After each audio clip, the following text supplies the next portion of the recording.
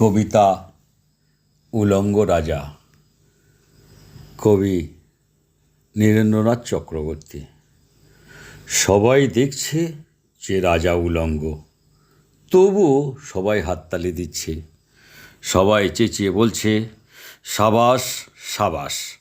কারো মনে সংস্কার, কারো ভয়, কেউ বা নিজের বুদ্ধি অন্যের মানুষের কাছে বন্ধক দিয়েছে, কেউ বা পরান্নভোজী, কেউ কৃপা প্রার্থী, উমেদার প্রবাঞ্চক।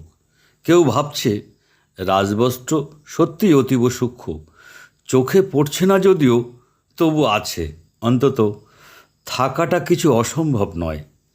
গল্পটা সবাই জানে, কিন্তু সেই গল্পের ভিতরে শুধুই প্রশস্তি বাক্য উচ্চারক কিছু আপাদমস্তক ভীতু ফন্দিবাজ অথবা নির্বোধ স্তাবক ছিল না।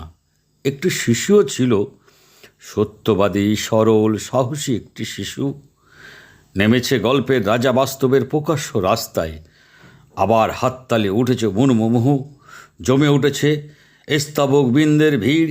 কিন্তু সেই শিশুটিকে ভিড়ের ভিতরে আজ কোথাও দেখছি না। শিশুটি কোথায় গেল?